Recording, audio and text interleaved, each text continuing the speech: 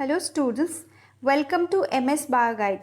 আজকে আমরা যেই টপিকটা পড়ব সেই টপিকটা হচ্ছে টিনোফোরা, ফাইলাম টিনোফোরা। এই ফাইলামের জেনারেল ক্যারেক্টার্স যেগুলো রয়েছে সেগুলো আমরা পড়ব, আর পড়ব এই ফাইলামের অন্তর্গত বিশেষ কতগুলো প্রাণীর উদাহরণ। এই ফাইলামটা খুব বেশি বড় না, খুব ছোট একটা ফাইলাম, এবং ছোট করে পড়লেই কিন্তু আমাদের কাজ চলে যাবে।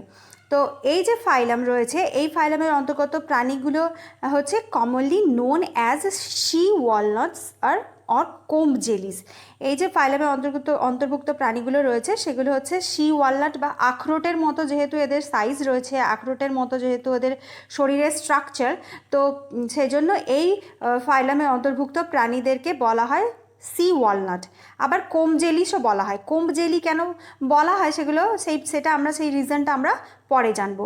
প্রথমে ক্যারেক্টার্স জানার আগে আমরা জেনে নেব যে এদের প্রাণী জগতে অবস্থান কোথায়, এদের সিস্টেমেটিক পজিশন কি, অর্থাৎ অ্যানিমাল কিংডমে এদের স্থান কোথায়। তো প্রথমেই এদেরকে রাখা হতো, এদেরকে সিলেন্টারেট অর্থাৎ নিডারিয়া পর্বভুক্ত যে প্রাণীরা রয়েছে তাদের সাথে, অর্থাৎ নিডারিয়া পর্বতে এদের রাখা হতো আগে। কিন্তু কিছু রিজন ছিল নিডারিয়াতে রাখার জন্য, বেশ কিছু রিজন ছিল, যেমন উভয়ের ক্ষেত্রে বাইল্যাটারাল সিমেট্রি দেখা যায়, উভয়ের বডিতে cell tissue level of organisation দেখা যায়, উভয়ের শরীরে রয়েছে কি মেসোগ্লিয়া স্তর রয়েছে, একটোডার্মিস এবং গ্যাস্ট্রোডার্মিসের মাঝখানে মেসোগ্লিয়া স্তর রয়েছে, উভয়ের ক্ষেত্রেই ডিফিউজ নার্ভ দেখা যায়, নার্ভ নেট দেখা যায়, উভয়েরই হচ্ছে ব্যালেন্সিং অর্গান বা সেন্স অর্গান যেটা রয়েছে সেটা উভয়েরই ক্ষেত্রে স্ট্যাটোসিস্ট রয়েছে। তো বেশ কিছু সিমিলারিটিস থাকার জন্য এই যে টিনোফোরা রয়েছে, বর্তমানে যারা টিনোফোরা রয়েছে, এই কোম্ব জেলিস বা সি ওয়ালনাট যারা রয়েছে, তাদেরকে প্রথমে কিন্তু সিলেন্টারেটে রাখা হতো, অর্থাৎ নিডারিয়া এই ফাইলামের মধ্যে রাখা হতো এই সমস্ত যেই সিমিলারিটিসগুলো বললাম সেই সিমিলারিটিসগুলোর জন্য। কিন্তু এই সমস্ত সিমিলারিটিস থাকা সত্ত্বেও এদের মধ্যে বেশ কিছু স্ট্রাইকিং ডিফারেন্স রয়েছে, যে ডিফারেন্সগুলোর জন্যেই কিন্তু আর এদেরকে সিলেন্টারেট বা নিডারিয়া ফাইলামে কিন্তু এদেরকে রাখা হয় না, এদেরকে একটা ডিস্টিংক্ট গ্রুপে রাখা হয়েছে। তো সেই ক্যারেক্টার্সগুলো কি, যেটা হচ্ছে কি এদের ক্ষেত্রে কোম্ব প্লেট দেখা যায়, এদের যেটা হচ্ছে টিনোফোরাদের ক্ষেত্রে কোনো নিমাটোসিস্ট নেই, যেটা রয়েছে নিডারিয়াদের ক্ষেত্রে। এদের যে স্ট্যাটোসিস্ট অর্গান যেটা রয়েছে, ব্যালেন্সিং অর্গান, এদের যে পজিশনটা সেটাও কিন্তু নিডারিয়ান্সদের মতো নয়। আর এদের যে পলিমরফিজম দেখা যায় যেটা হচ্ছে নিডারিয়ান্সের ক্ষেত্রে, এদের ক্ষেত্রে কিন্তু কোনো পলিমরফিজম দেখা যায় না। আর একটা ডিফারেন্স হচ্ছে কি এদের কোনো অ্যানাল অ্যাপারচার, নিডারিয়াদের ক্ষেত্রে কিন্তু কোনো অ্যানাল অ্যাপারচার নেই, কিন্তু এই টিনোফোরাদের ক্ষেত্রে কিন্তু অ্যানাল অ্যাপারচার থাকে। তো এই সমস্ত স্ট্রাইকিং ডিফারেন্সের জন্য এদেরকে একটা আলাদা ডিস্টিংক্ট গ্রুপে রাখা রয়েছে। তো ctenophorans were recognised as distinct group by এসজলস। এই যে বিজ্ঞানী রয়েছেন এসজলস, উচ্চারণটা খুবই কঠিন, এসজলস, এই বিজ্ঞানী কি করেন, এই সমস্ত স্ট্রাইকিং ডিফারেন্সের জন্য এই প্রাণীগুলোকে একটা আলাদা গ্রুপে রাখেন, আর আলাদা গ্রুপ হিসাবে চিহ্নিত করেন, আর আলাদা গ্রুপের মধ্যে রাখেন তিনি হচ্ছেন হ্যাসচেক হচ্ছে এই প্রাণীগুলোকে একটা আলাদা ফাইলামের মধ্যে রেখে দেন, একটা ডিস্টিংক্ট ফাইলামের মধ্যে রেখে দেন হ্যাসচেক। আর রেকগনাইজ যিনি করেছিলেন আলাদা গ্রুপ হিসাবে, আলাদা প্রাণী গ্রুপ হিসাবে, তিনি হচ্ছেন এসজলস। এদেরকে বলা হচ্ছে কি সি ওয়ালনাট বলার কারণ হচ্ছে কি পুরো ওয়ালনাট অর্থাৎ আখরোটের মতো এদেরকে দেখতে। এখানে আমরা দেখতে পাচ্ছি যে একদম জেলির মতো, তাই এটা হচ্ছে কোম্ব জেলি বলা হয় এদেরকে। আর এখানে ওয়ালনাটের মতো এদের যে আকারটা, অর্থাৎ একদমই আখরোটের মতো, তাই এদেরকে বলা হচ্ছে সি ওয়ালনাট। এরপরে আমরা আস্তে আস্তে এদের ক্যারেক্টার্সগুলো জেনে নেব। এদের যে জেনারেল ক্যারেক্টার্স রয়েছে সেই জেনারেল ক্যারেক্টার্স আমরা জানব। তো প্রথমে যে ক্যারেক্টার্স রয়েছে সেটা হচ্ছে মেরাইন, সলিটারি, ফ্রি সুইমিং আর পেলাজিক। তো এরা হচ্ছে এক্সক্লুসিভলি মেরাইন, এদের কোনো ফ্রেশ ওয়াটার ফর্ম নেই, এরা শুধুমাত্র সমুদ্রে থাকে, এদের শুধুমাত্র সমুদ্রেই পাওয়া যায়। আর এরা হচ্ছে সলিটারি, অর্থাৎ হচ্ছে একা একা থাকে, কোনো কলোনি ফর্ম করে থাকে না, ফ্রি সুইমিং, অর্থাৎ সমুদ্রে কোনো সাবস্ট্রেটামের সাথেও আটকে থাকে না। আমরা সিলেন্টারেটাতে কি দেখেছি যে পলিফর্মটা হচ্ছে সাবস্ট্রেটামের সাথে আটকে থাকে, কিন্তু এখানে কোনো এদের ফর্ম সম্পূর্ণই হচ্ছে পেলাজিক, অর্থাৎ ভাসমান অবস্থায় থাকে সমুদ্রের জলে। আর এদের আরেকটা হচ্ছে স্ট্রাইকিং ক্যারেক্টার কি হচ্ছে যে এদের বডিটা হচ্ছে পুরো জেলির মতো, একদম দিনের বেলা কিন্তু সমুদ্রের মধ্যে এদের জলের সাথে এমনভাবে মিশে থাকে যে আলাদাভাবে এদেরকে কিন্তু দেখাই যায় না, কিন্তু রাত্রিবেলা এদের শরীরে কিন্তু বায়ো ইলিউমিনেন্ট থাকে, তো রাত্রিবেলা এরা কিন্তু বিশেষ আলোতে জ্বলতে থাকে, যার জন্য এদেরকে রাত্রিবেলা কিন্তু সমুদ্রে দেখলে কিন্তু চেনা অতটা অসুবিধা হয় না, যেহেতু এদের শরীরে বায়ো ইলিউমিনেন্ট আছে এবং এরা রাতের অন্ধকারে কিন্তু এরা জ্বলে। এরপর আমরা চলে যাব যে সেকেন্ড যে পয়েন্টটা রয়েছে সেটা হচ্ছে ট্রান্সপ্যারেন্ট, সিমেট্রি হচ্ছে বায়োল্যাটারাল। এদের যে এরা হচ্ছে এদের বডি হচ্ছে ট্রান্সপ্যারেন্ট, মানে হচ্ছে একদমই জেলি, যেহেতু জেলির মতো যেহেতু তাই হচ্ছে ট্রান্সপ্যারেন্ট। আর এদের যে সিমেট্রি সেটা হচ্ছে বাইরেডিয়াল। এই বাইরেডিয়াল সিমেট্রিক কথার অর্থ হচ্ছে কি যে দুটো প্লেনে এদেরকে কাটলে দুটো সমান অংশ পাওয়া যায়। যদি এদেরকে আমরা লঙ্গিচুডিনাল সেকশানে কাটি তাহলে দুটো রাইট অ্যান্ড লেফট সমান দুটো হাফ পাবো। আবার যদি আমরা এদেরকে ট্রান্সভার্স সেকশানে কাটি তাহলে আমরা একটা পাবো সুপিরিয়ার আর একটা পাবো একটা ইনফিরিয়ার, ইকুয়াল দুটো হাফ পাবো। তাহলে লঙ্গিচুডিনালে কাটলেও দুটো right and left equal half পাবো। আবার যদি আমরা ট্রান্সভার্সে কাটি তাহলে আমরা পাবো সুপিরিয়ার ইনফিরিয়ার দুটো ইকুয়াল হাফ কিন্তু আমরা পাবো। তো এইটাই হচ্ছে বাইরেডিয়াল সিমেট্রি। এই ধরনের সিমেট্রিকে বলা হয় বাইরেডিয়াল সিমেট্রি। একবার লঙ্গিচুডিনালে কাটবো আর একবার ট্রান্সভার্সে কাটবো, তো উভয় ক্ষেত্রে কিন্তু দুটো সমান ভাগে ভাগ করতে পারবো এদের বডিকে, আর এটাই হচ্ছে বাইরেডিয়াল সিমেট্রি। তো সিমেট্রিটা বোঝা খুবই দরকার যে বাইরেডিয়াল সিমেট্রি কোনটা, শুধু রেডিয়াল সিমেট্রি কোনটা। রেডিয়াল সিমেট্রি কী ছিল, এরকম চাকার মতো যেটা সিমেট্রি সেটা হচ্ছে রেডিয়াল সিমেট্রি, আর এদের ক্ষেত্রে হচ্ছে বাইরেডিয়াল সিমেট্রি। এরপরে আমরা আসবো যে external surface with 8 vertical rows of complex fused cilia for locomotion, hence the name comb jellies. তাহলে এদের নাম কোম জেলি কেন হলো, কারণ এদের শরীরে 8টা ভার্টিক্যাল রো আছে। জেলি কোম প্লেটের 8টা ভার্টিক্যাল রো আছে, কোম প্লেট আছে, আর এই কোম প্লেটের মধ্যে এই যে মেরিডিয়ান রো অথবা ভার্টিক্যাল রো, এই যে মেরিডিয়ান রো, মেরিডিয়নাল লাইন যেমন হয় পৃথিবীতে সেরকমই হচ্ছে মেরিডিয়নাল রো থাকে 8টা, আর তার মধ্যে থাকে, তা এগুলোকে কমপ্লেট বলছে, আর তার মধ্যে থাকে সিলিয়া যেগুলো লোকোমোশনে সাহায্য করে। আর এগুলো সিলিয়াগুলো এমনভাবে সজ্জিত থাকে যেন চিরুনির মতো দেখায়, তো এই জন্যেই এদের নাম হয়েছে কোম জেলিস। এদের বডিতে কি থাকছে, 8 vertical rows of fused cilia, যেটা এদের লোকোমোশনে হেল্প করছে, আর এর জন্যই এদের নাম হচ্ছে কোম জেলিস। এখানে আমরা ছবিতে ভালো বুঝতে পারবো যে এদের কোম প্লেটটা কেমন। এই ছবিটা আমরা, এটা একটা হচ্ছে টিনোফোরা, তো এই টিনোফোরাতে আমরা দেখতে পারবো যে এখানে এইগুলো একটা একটা কোম প্লেট, পুরো চিরুনির মতো দেখতে, তাই এদের নাম হচ্ছে কোম জেলি। এবার 4 নম্বর যে এদের ক্যারেক্টার রয়েছে সেটা আমরা দেখব যে এদের শরীরে কি হয়, a pair of long solid retractile tentacles থাকে এদের শরীরে। রেট্রাকটাইল কথার অর্থ হচ্ছে কি, ভেতরে শরীরের ভেতরে ঢুকে যায় আবার বাইরের দিকে বেরিয়েও আসতে পারে। রেট্রাকটাইল কথাটার অর্থ হচ্ছে সেটা, মানে একবার ভেতরের দিকে ঢুকে গেলে আবার বাইরের দিকে বেরিয়ে আসতে পারে। তাহলে একটা এদের এক জোড়া থাকে সলিড টেন্টাকল, রেট্রাকটাইল টেন্টাকল এদের শরীরে বর্তমান থাকে। তারপরে হচ্ছে এদের বডি অর্গানাইজেশন। এদের বডি অর্গানাইজেশন কীরকম হয়, এদের শরীরে cell tissue grade of body organisation দেখা যায়। সেলুলার লেভেলও থাকছে, আবার টিস্যু যেগুলো সেলগুলো হচ্ছে অ্যারেঞ্জ হয়ে টিস্যু ফর্ম করছে, আর cell tissue grade of organisation এদের শরীরে দেখা যাচ্ছে, অর্থাৎ মেটাবলিক অ্যাক্টিভিটিসগুলো সেলুলার লেভেলেও হয় আবার টিস্যু লেভেলেও হচ্ছে, তাহলে cell tissue grade of organisation দেখা যাচ্ছে। এরপর আমরা চলে যাব পরের ক্যারেক্টার। পরের ক্যারেক্টার হচ্ছে কি যে বডি অ্যাসিলোমেট, অর্থাৎ এদের শরীরে কিন্তু কোনো সিলোম থাকে না, অ্যাসিলোমেট এরা।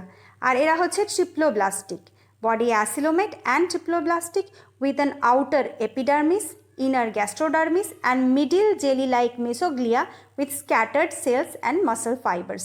তাহলে কি থাকছে, বাইরের দিকে থাকছে এপিডার্মিস, মাঝে থাকছে মেসোগ্লিয়া, আর শেষে থাকছে মানে দুটো যে লেয়ার তার মধ্যে একটা হচ্ছে এপিডার্মিস, ভেতরের দিকে থাকছে গ্যাস্ট্রোডার্মিস, আর এপিডার্মিস আর গ্যাস্ট্রোডার্মিসের মধ্যে থাকছে মেসোগ্লিয়া, আর মেসোগ্লিয়ার মধ্যে কিছু থাকছে স্ক্যাটার্ড সেলস আর মাসল ফাইবার্স থাকছে এই মেসোগ্লিয়ার মধ্যে। তার পরের ক্যারেক্টার হচ্ছে যে এদের যে ডাইজেস্টিভ সিস্টেম, সেই ডাইজেস্টিভ সিস্টেম হচ্ছে উইথ মাউথ স্টোমোডিয়াম। স্টোমোডিয়াম কথাটার অর্থ হচ্ছে কি, যে মাউথ, এই কথাটার অর্থে ব্যবহার করা হয় এই স্টোমোডিয়ামকে। মাউথ লাইক মডিফিকেশন, স্টোমোডিয়াম কথার অর্থ হচ্ছে মাউথ লাইক মডিফিকেশন, যেটা ইনভার্টিব্রেটসদের ক্ষেত্রে থাকে, মাউথ লাইক মডিফিকেশন যেটা হচ্ছে স্টোমোডিয়াম। আর থাকে গ্যাস্ট্রোভ্যাসকুলার ক্যানালস, যেটা হচ্ছে কমপ্লেক্স টাইপের থাকে, আর থাকে অ্যাবোরাল অ্যান্ড অ্যানাল পোর্স। এবার আমরা জেনে নিই যে ওরাল অ্যাবোরাল পার্ট কাকে বলে। যে যে ওরাল যেদিকে মুখছিদ্র থাকে সেটা হচ্ছে ওরাল পার্ট, আর মুখছিদ্র অপর সাইডে যে বডির যে সাইডটা সেটা হচ্ছে অ্যাবোরাল পার্ট। তাহলে এদের শরীরে কিন্তু অ্যানাল পোর্সও থাকছে, 2 অ্যাবোরাল অ্যানাল পোর্স এদের শরীরে থাকছে।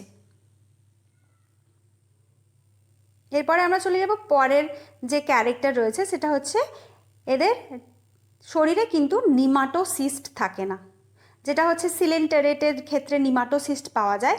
এদের শরীরে কিন্তু নিমাটোসিস্ট থাকে না, নিমাটোসিস্টের পরিবর্তে এদের শরীরে থাকে কোলোব্লাস্ট কোষ। এই কোলোব্লাস্ট কোষ হচ্ছে কিন্তু এদের স্ট্রাইকিং ক্যারেক্টার, কোলোব্লাস্ট কোষ। এই কোলোব্লাস্ট কোষ কী করে, অ্যাডহেসিভের কাজ করে, অর্থাৎ এরা হচ্ছে যদি খাদ্য গ্রহণ করতে চায় তাহলে সেই খাদ্যের সাথে সেই কোলোব্লাস্ট কোষগুলোকে আটকে দেয়, অ্যাডহেসিভ হিসেবে কাজ করে, আটকানোর জন্য কাজ করে, এবং সেন্সরি সেল হিসেবেও কাজ করে। এই কোলোব্লাস্ট কোষ কিন্তু কোথায় বর্তমান থাকে, টেন্টাকলসের মধ্যে। কোলোব্লাস্ট কোষ বর্তমান থাকে টেন্টাকলসের মধ্যে, যেটা হচ্ছে ফুড ক্যাপচারে সাহায্য করে। তাহলে কি কাজ করছে, এরা হচ্ছে ফুড ক্যাপচারে সাহায্য করছে কোলোব্লাস্ট কোষ, যেহেতু এদের আটকে যাওয়ার জন্য সাহায্য করছে, অ্যাডহেসিভ হিসেবে সাহায্য করছে, আবার সেন্সরি সেল হিসেবেও সাহায্য করছে এই কোলোব্লাস্ট কোষ। এখানে আমরা একটা ছবি দেখে নেব। এটা হচ্ছে একটা টিনোফোরা, যার নাম হচ্ছে প্লিউরোব্রেঙ্কিয়া। এই প্লিউরোব্রেঙ্কিয়ার শরীরটা দেখলে আমরা ভালো বুঝতে পারবো যে এদের শরীরে কি কি থাকে, গঠন কীরকম হয়, সেটা আমরা কিন্তু ভালো বুঝতে পারবো। এখানে আমরা দেখতে পাচ্ছি যে দুটো রেট্রাকটাইল টেন্টাকল, রেট্রাকটাইল অর্থাৎ হচ্ছে এখানে আমরা দেখতে পাচ্ছি যে টেন্টাকলটা ভেতরেও ঢুকিয়ে নিতে পারে, রেট্রাকটাইল। দুদিকে টেন্টাকল আছে, রেট্রাকটাইল। এদের টেন্টাকল কি হচ্ছে, এদের যে টেন্টাকল সেটা হচ্ছে অ্যানাল যে ছিদ্র রয়েছে, অর্থাৎ অ্যানাল অ্যাপারচার রয়েছে, সেই দিকে কিন্তু বর্তমান আছে। কিন্তু যেটা আমরা নিডারিয়াদের ক্ষেত্রে দেখেছি যে টেন্টাকলসগুলো কিন্তু যেখানে মুখছিদ্র বর্তমান সেইখানে টেন্টাকলসগুলো বর্তমান থাকে। এটাও কিন্তু একটা স্ট্রাইকিং ডিফারেন্স বিটুইন এই নিডারিয়া অ্যান্ড টিনোফোরা, যেটা হচ্ছে টেন্টাকলসের অবস্থানটা, টেন্টাকলসের পজিশনটা পুরোপুরি অপোজিট এদের দুজনের মধ্যে। এরপর আমরা দেখতে পাচ্ছি যে এখানে কোম প্লেট দেখতে পাচ্ছি, এগুলো হচ্ছে কোম প্লেট, একদম পরিষ্কার দেখা যাচ্ছে। এই দিকে থাকছে মাউথ স্টোমোডিয়াম, আর এদিকে থাকছে অ্যানাল অ্যাপারচার। এটা একটা ডায়াগ্রামেটিক একটা প্রেজেন্টেশন, এটা ডায়াগ্রামেটিক প্রেজেন্টেশন এই প্লিউরোব্রেঙ্কিয়ার।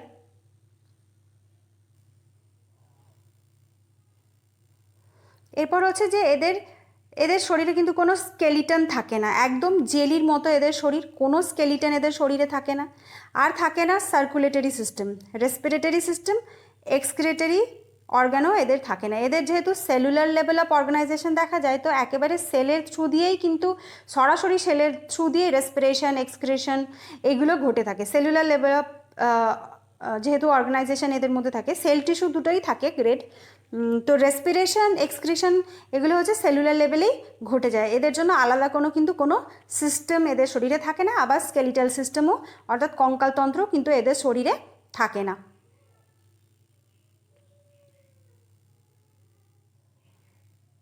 এবার আমরা আসবো এদের নার্ভাস সিস্টেম। এদের শরীরে যে নার্ভাস সিস্টেমটা রয়েছে সেটা হচ্ছে ডিফিউজ নার্ভাস সিস্টেম, আর একটা এদের শরীরে থাকে স্ট্যাটোসিস্ট, যেটা হচ্ছে সেন্সরি অর্গান বা ব্যালেন্সিং অর্গান হিসেবে কাজ করে এই স্ট্যাটোসিস্ট। এদের শরীরেও কিন্তু ডিফিউজ নার্ভাস সিস্টেম থাকে, আর স্ট্যাটোসিস্ট হচ্ছে ব্যালেন্সিং অর্গান। এরপর আসবো এদের যে এরা হচ্ছে কি অল মোনোসিয়াস টাইপের হয়। এদের হচ্ছে মোনোসিয়াস কথাটার অর্থ কি হচ্ছে যে একই শরীরে এরা হচ্ছে হার্মাপ্রোডাইটটা হচ্ছে খুবই গুরুত্বপূর্ণ একটা ওয়ার্ড, একটা টার্মিনোলজি লাইফ সায়েন্সের ক্ষেত্রে, তো মনে রাখা দরকার। আর এই মোনোসিয়াস কথাটার অর্থ হচ্ছে কি একই শরীরের মধ্যে কিন্তু ওভা তৈরি হচ্ছে আর স্পার্মও তৈরি হচ্ছে, একই শরীরের মধ্যে ওভা আর স্পার্ম তৈরি হচ্ছে, তাই এরা হচ্ছে মোনোসিয়াস। কিন্তু এরা হচ্ছে মোনোসিয়াস হলেও এদের মধ্যে কিন্তু ক্রস ফার্টিলাইজেশনই দেখা যায়, কারণ এদের এদের যে ক্যারেক্টার সেটা হচ্ছে প্রোটো অ্যান্ড্রি, অর্থাৎ প্রথমে হচ্ছে স্পার্ম এদের গঠিত হয়, প্রোটো অ্যান্ড্রি। তো স্পার্ম গঠিত হয়ে সমুদ্রের জলে বেরিয়ে যায়, অন্য যে অ্যানিমালটা রয়েছে তার থেকে ওভা তৈরি হয়ে সমুদ্রের জলে আসে, আর সমুদ্রের মধ্যে এদের কি হয়, মিলন হয়, দিয়ে জাইগোট তৈরি হয়। তো এরা হচ্ছে প্রোটো অ্যান্ড্রি, অর্থাৎ স্পার্ম আগে গঠিত হয়। হার্মাপ্রোডাইট হলেও এদের কিন্তু স্পার্ম আর ওভা একসাথে পূর্ণতাপ্রাপ্ত হয় না, এরা হচ্ছে প্রোটো অ্যান্ড্রি, স্পার্ম আগে, এদের স্পার্মটাই হচ্ছে আগে গঠিত হয়, একেই বলা হয় প্রোটো অ্যান্ড্রি। আর এদের যে গোনাডটা তৈরি হয় সেটা হচ্ছে এন্ডোডার্ম থেকে উৎপন্ন হয়। এরপর আমরা আসবো এদের ডেভেলপমেন্ট হচ্ছে এদের ডেভেলপমেন্ট হচ্ছে ইনডাইরেক্ট এদের ডেভেলপমেন্ট হয়। ইনডাইরেক্ট ডেভেলপমেন্ট, একটা লার্ভাল ফর্ম থাকে যার মধ্যে দিয়ে এদের ইনডাইরেক্ট ডেভেলপমেন্ট হয়, সেই লার্ভাটা হচ্ছে সাইডিপিড লার্ভা। এই সাইডিপিড লার্ভার মাধ্যমে এদের ইনডাইরেক্ট ডেভেলপমেন্ট হয়, অর্থাৎ সরাসরি কিন্তু এরা পূর্ণ প্রাণীতে পরিণত হয় না, একটা লার্ভাল ফর্ম কিন্তু এদের মধ্যে থাকে। এদের অ্যাসেক্সুয়াল রিপ্রোডাকশন হয় না, যেমন হচ্ছে অন্যান্য যে নিম্ন শ্রেণী, এদের থেকে যে নিম্ন যে ফাইলাগুলো রয়েছে যেমন সিলিন্টেরেটা, তারপরে প্রোটোজোয়া, পরিফেরা, এদের যেমন অ্যাসেক্সুয়াল রিপ্রোডাকশন হয়, এদের শরীরে কিন্তু কোনো অ্যাসেক্সুয়াল রিপ্রোডাকশন হয় না। আর এদের শরীরে কিন্তু রিজেনারেশন, এদের ক্ষেত্রে কিন্তু রিজেনারেশনও কমন, এদের রিজেনারেশন পাওয়ার এদের আছে, রিজেনারেশন পাওয়ার এদের মধ্যে দেখা যায়। এরপর আমরা চলে আসবো যে এই পর্বের অন্তর্ভুক্ত কিছু প্রাণীর এক্সাম্পল আমরা জেনে নেব। এক্সাম্পল কিছু যেমন রয়েছে প্লিউরোব্রেঙ্কিয়া, বিরোফর্সকালি, হর্মিফোরা প্লিউমোসা, সিলোপ্ল্যানা, টিনোপ্ল্যানা, এইগুলো রয়েছে। এই যে উদাহরণগুলো বললাম, এই উদাহরণগুলোই ইম্পর্টেন্ট, এর বাইরে আর তেমন কিছু নেই।